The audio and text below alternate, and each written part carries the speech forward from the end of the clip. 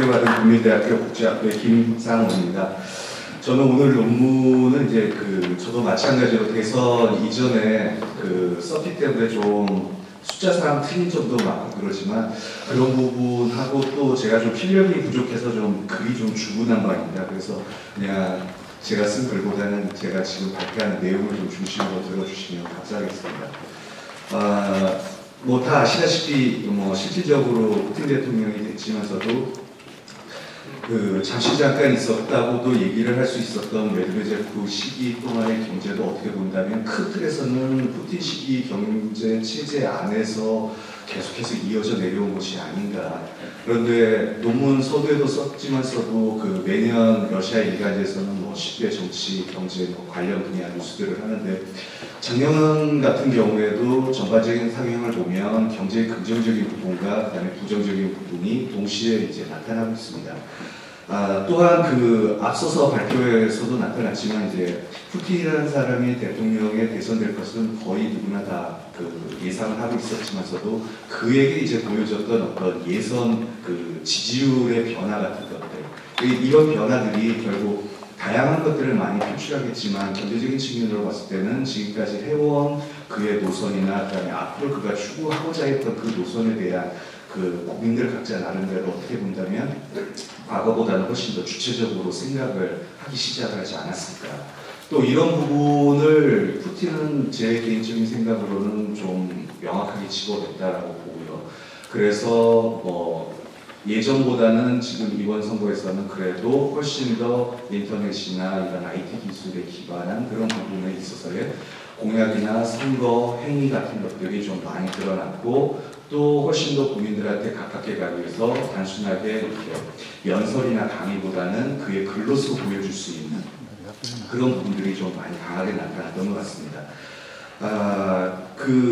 국민들이 현재 생각하고 있는 경제 문제에 대한 가장 큰 것은 이제 기존에 그들이 예상했던 자신들의 경제적인 부의 가치나 아니면 그런 어떤 부의 지위 같은 것보다는 지금 현재 있어서의 러시아에 살고 있는 현재 본인들의 모습을 봤을 때는 상당 부분 좀 기대치에 못 미치다라고 생각하고 있고요. 그런 것들이 이제 경제적인 불만으로 충분히 표출이 되고 있다라고 볼 수 있을 것 같고요.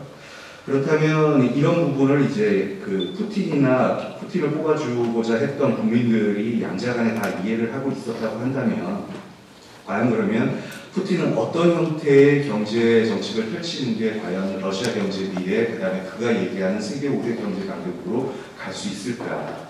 그런데 어찌됐든 러시아에서 생각하는 것과는 틀리게 다양한 얘기들이 좀 많이 나오고 있습니다. 가장 큰 문제는 이제 러시아의 구조적인 문제점에서 많이 도출이 되기 시작하는데요. 결국에는 이제 어찌됐든 러시아도 시장 경제이기 때문에 이 경제에서 가장 명확하게 두드러지는 것은 대외적으로 나타나는 러시아의 환율 문제, 항상 불안하게 나타났던 모습이죠. 그리고 국가 경제에 지금 나타나는 주요 정책의 주요 핵심이 이제 복지 정책을 확충하기 위해서는 결국에는 많은 이제 재정 지출이 필요한데 그렇다면 그거에 필요한 세원 확보는 어떻게 할 것인가의 문제. 그런데 러시아의 현재 모습을 본다면 아직까지도 에너지에 대한 의존도가 높고 또 이것을 대체할 수 있는 또 다른 산업에 있어서의 발전이 아직까지 제대로 되어 있지 않은 상태에서 과연 두 마리 토끼가 이게 다 될 것인가 많은 어려운 점이 있을 것 같습니다. 그래서 이런 부분을 조금 더 약간 부연 설명하기 위해서 지난 한 3, 4년간에 있어서의 경제 실적에 있어서의 조금 특징들을 살펴보고 또 그 부분이 지금 실질적인 준비를 하기 시작했던 2011년도에 있어서의 경제적인 현상으로 나타난 부분을 평가를 해봄으로 인해서 푸틴이가 가지고 있었던 그 경제 정책에 있어서의 특징들을 한번 살펴보려고 합니다. 그래서 지난 시절에 있어서의 성장이라는 것은 여러분들도 다 아시다시피 경제의 중심축이라고 할 수 있다는 것은 하나는 에너지였고 또 하나는 러시아의 소비 시장의 확충입니다.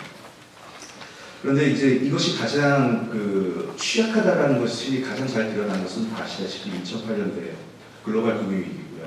또 그 금융위기가 바로 가져왔었던 건 러시아 경제의 버팀목이었던 유가에 영향을 미치는 유가 하락으로 나타나서 경제 성장 부분이 이제 급속하게 하락했던 모습들을 이제 나타나게 됩니다. 그래서 이제 주요 경제 지표에 보시면 되겠고요. 그래서 그것이 실질적으로 이들의 또 하나의 축이었던 소비 시장에서 이제 어떻게 나타났다는 것은 그 두 번째 나타나는 CPI 지수, PPI 지수, 부동산 변화 이렇게 보시면 될 것 같습니다. 그러니까 러시아 내수 소비 시장에서 이제 가장 실질적으로 확충이 되고 많은 가격 거품들이 있었다라는 것은 여러 가지 품목이 있겠지만 우선은 대표적으로 부동산이 대표적일 것 같습니다. 그래서 그 부동산이 상당히 많이 오르다가 2008년 금융위기를 겪으면서 그 소비자 물가나 아니면 생산자 물가 지수에 비해서보다도 훨씬 더 급속하게 떨어지는 모습들을 이제 나타내게 되죠. 이런 것들이 결국 러시아 시장에서 소비 지출이 이제 줄어들게 되고 결국 이것이 또 하나의 그 안전성을 보여줄 수 있는 러시아의 환율을 흔드는 모습.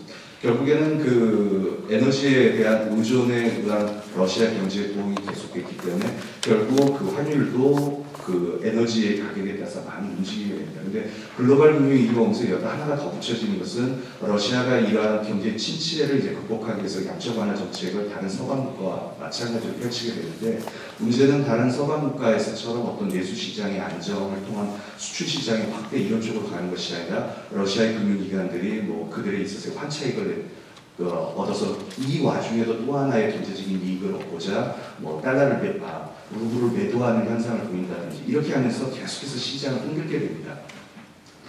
따라서 이제 그러한 그 가격 부분이나 환율 부분의 흔들림으로 인해서 지속적으로 이 개인 소비 부분이 이제 축소가 되는데 그 개인 소비 부분이 축소가 되면서 경제 성장의 한 부분이 이제 그 펑크가 나게 되죠. 이것을 메꿀 수 있는 부분들이 이제 없어지게 됩니다. 근데 이것이 그 두드러지게 이제 보이지 않았던 문제는 경제가 성장하는 동안 지속적으로 임금이 상승을 해줬고 또 임금이 상승한 만큼 계속해서 소비시장에서 늘어났고 또 러시아에 있어서의 이 소비시장의 특성은 사람들의 저축 성향보다는 소비 성향이 훨씬 더 항상 크게 나타났었다는 것이죠. 뭐 과거 소련의 예가 꼭 러시아 현재의 예처럼 바로 받아들이지는 않지만 지속적인 이런 그 국가에 있어서의 통화 정책이 불안정하고 자신의 재산 가치를 안정적으로 지키는 데 있어서의 항상 불안 요소들이 있었기 때문에 실질적으로 화폐 소득 부분을 어떻게 구축을 하기보다는 이것을 상품이나 또 다른 물품으로서 이제 대체를 하려고 했었던 그런 모습들이 여전히 시장이 불안한 현상이 나타났을 때는 지금 시장 경제 체제에서도 유사하게 나타날 수도 있었다라는 그런 또 볼 수가 있겠습니다. 여기에